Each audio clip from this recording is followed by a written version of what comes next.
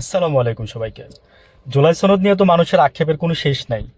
তো জুলাই সনদের যখন আপনি কোনো কিছু দেখে নিচে কমেন্টসগুলো পড়বেন, comments is the most important thing. Because comments পড়লে আপনার মানুষের রিয়াকশন বোঝা যায়।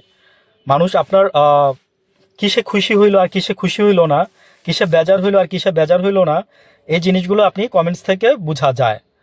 তো এখন আমি কিছু জুলাই সনদ নিয়ে কিছু কমেন্টস পড়বো, হ্যাঁ, যেগুলো আমি আপনাদের একটু বলি। আমি স্লট আউট করি নাই। জুলাই সনদ বাস্তবায়নের গড়িমসি করলে সর্বস্তরের মানুষ আবারও আন্দোলনে নামবে এবং তাতে যদি কারো রক্ত ঝরে এটার দায় বিএনপিকে নিতে হবে এবং এটা বিএনপির জন্য বড় ক্ষতি হয়ে আনবে।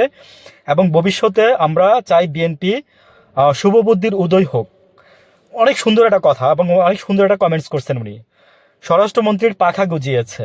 আরেকজন লিখছে, কোনো ছাড় নাই এই জুলাই বাদ দিলে। স্বরাষ্ট্র মন্ত্রীর পাখা গজিয়েছে, ফাইজলামি করার জায়গা পাও না। ধুরন্ধরা রাজনীতিবিদ হওয়ার চেষ্টা করলে বিএনপি ধ্বংস হয়ে যাবে। আচ্ছা, অহংকার করার মালিক একমাত্র আল্লাহ। অবশ্যই, মানে আলহামদুলিল্লাহ। আচ্ছা, তাই আল্লাহ অহংকারকারীকে পছন্দ করেন না। এগুলো আমার কথা আর কি, এই ভাইয়ের কথাগুলো। স্বরাষ্ট্রমন্ত্রীর অহংকার কারণেই বিএনপির কে এই খেসারত দিতে হবে। আমারও তাই মনে হয় আর কি।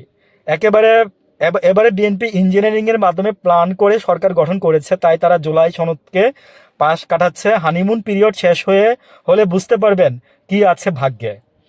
মানে সুন্দর সুন্দর কমেন্টস, তাই আমি আসলে কি মানে এই কমেন্টসগুলো পড়ার লোভ সামলাইতে পারি না। একদম একচেটিয়া কমেন্টসগুলো ভাই, বিলিভ করেন যে এর মধ্যে কোনো স্লটিং নেই। সবাই এবার কি সবাই আবার এক হন, বিকল্প নাই। আচ্ছা, জনগণের সাথে প্রতারণার ফল।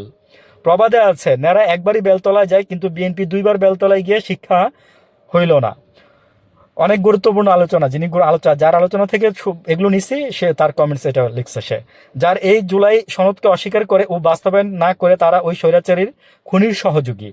এই সংসদ ছাত্র জনতার, তারপরে আমি আর ইয়ার করিনি আর কি। উনি আরেকটু লিখছে। আচ্ছা, এটা তো স্বরাষ্ট্রমন্ত্রীর বক্তব্য, অথচ এই বিষয়ে বক্তব্য রাখার কথা আইন বিচার ও সংসদ বিষয়ক মন্ত্রণালয়, অথচ বক্তব্য রাখছেন স্বরাষ্ট্রমন্ত্রী। এটা তো সবাই বলতেছে। এগুলো হচ্ছে যে গতকালকের সংসদের পরের মন্তব্য আজকে এগুলো। বিএনপি এত বড় বলদ, গরল, বেকুব এবং ভারতীয় দালাল। এই বিএনপি আসলে কোনো বাঙালি জাতির ভালো চায় না। বাঙালি জাতি, আরেকজন, বাঙালি জাতির পূর্ব আকাশে কালো মেঘের ঘন করা দেখা যাচ্ছে। কথাই তো অনেকদিন, এই কথা অনেক আগেই বলেছিলাম। আরেকজন ভাইয়ের কথা আপনারা তো বুঝতে পারতেছেন। কমেন্টসগুলো ইন্ডিভিজুয়াল। হাসিনার পর এদেশের সবচেয়ে শক্তিশালী নেতা সালাউদ্দিন, ভারত চায় না বলে জুলাই সনদ বাস্তবায়ন হবে না। বিএনপি ওয়াকার মদতদাতাও, সুতরাং জনগণই সবাই